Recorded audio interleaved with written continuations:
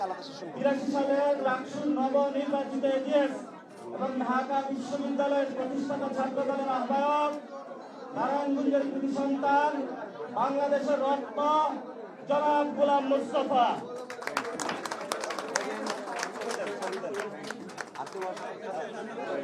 ইনশাআল্লাহ ভাই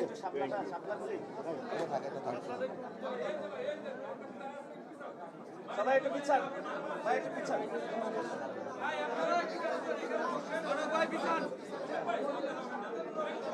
নারায়ণগঞ্জ 5 গোলাম মুস্তফা ডাকসুর সাবেক নির্বাচিত এজিএস এবং ঢাকা বিশ্ববিদ্যালয়ের প্রতিষ্ঠাকালীন আহ্বায়ক।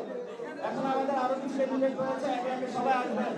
আজকে ইনশাআল্লাহ বাংলাদেশের সবচেয়ে ভালো লোক